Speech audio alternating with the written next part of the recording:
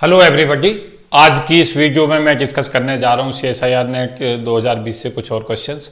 पहला क्वेश्चन इसमें डिस्कस करूंगा रिलेटिविटी से और दूसरी जो प्रॉब्लम है वो न्यूक्लियर फिजिक्स से है, तो दोनों प्रॉब्लम को मैं एक्सप्लेन कर रहा हूँ।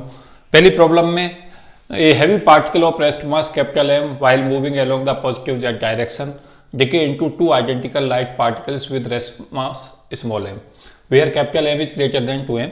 एक पार्टिकल है जो मास m का है, वो पॉजिटिव जेड डायरेक्शन में मूव कर रहा है और क्या करता है, वो डिके कर जाता है टू लाइटर पार्टिकल्स में, और जो लाइटर पार्टिकल्स हैं उनके मास आपस में इक्वल हैं क्योंकि वर्ड्स लिखा गया है आइडेंटिकल लाइट पार्टिकल्स। उसके बाद कहा maximum value of momentum that any one of the lighter particles can have in a direction perpendicular to Z direction. तो बेसिकली जो मूवमेंट था जब पार्टिकल m का वो चल रहा था पॉजिटिव जेड एक्सिस के अंदर, और क्या होता है जब वो डिके कर जाता है तो पार्टिकल परपेंडिकुलर डिके करता है, जो स्मॉल m मास के पार्टिकल्स हैं। तो इसमें पूछा गया है क्वेश्चंस के अंदर, देखें मैक्सिमम वैल्यू ऑफ मोमेंटम, तो मैक्सिमम वैल्यू ऑफ मोमेंटम पूछी गई है।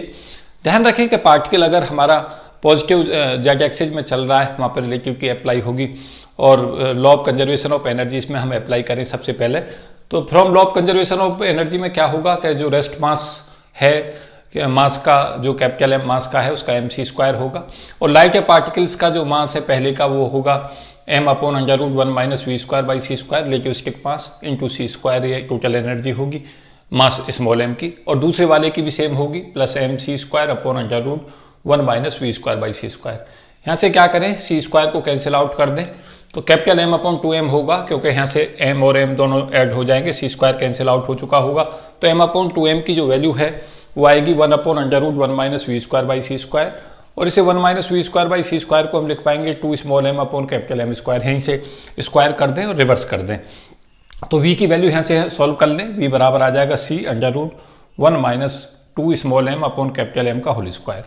उसके बाद क्या करें कि जो मैक्सिमम मोमेंटम होगा लाइट या पार्टिकल का डायरेक्शन में वो m/2v होगा, क्योंकि जो मास है वो m वो दो पार्ट्स में बटा है, तो एक पर्टिकुलर लाइट पार्टिकल का पूछा है तो m/2v अप्लाई कर दें, और यहाँ पे जो v की वैल्यू हमने यहाँ से ली है उसे यहाँ पे पुट कर दें, सॉल्व करें तो ये c/2 कैपिटल M² - 4m² होगा। तो ये हमें आंसर इसमें मार्क कर देना है।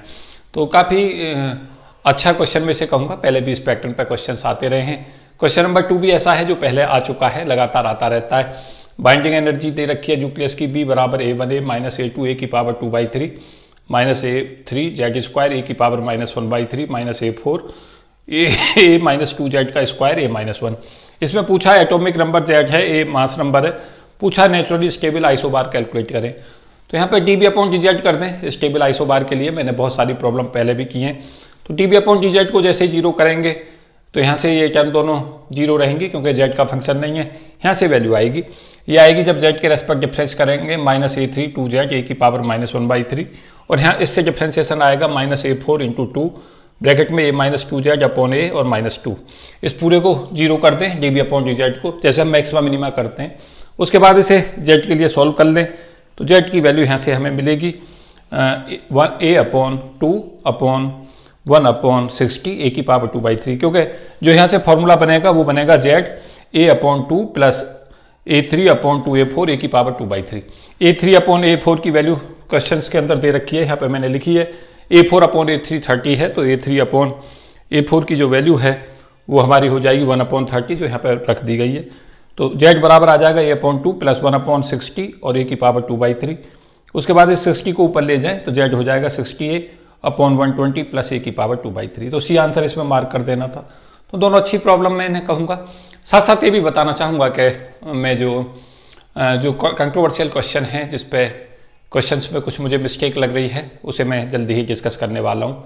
तो आज शाम तक मैं डिस्कस करूँगा एक क्वेश्चन जिससे आप चैलेंज कर सकते हैं, और बताएं कौन से क्वेश्चंस में आपको डाउट है, मैं उन्हीं क्वेश्चनों को आगे डिस्कस करना चाहूँगा, क्योंकि ज़्यादातर सॉल्यूशंस बच्चों ने कर लिए हैं या उन्होंने जो है सॉल्यूशंस उन्हें मिल गए हैं, मतलब कुछ और लोगों ने अपलोड कर दिए हैं। तो बाकी बताएं कि आपको कौन से क्वेश्चंस में प्रॉब्लम है, मैं उन्हीं क्वेश्चन के सॉल्यूशंस आगे अपलोड करूँगा। Thank you and best wishes for all of you. जय हिंद।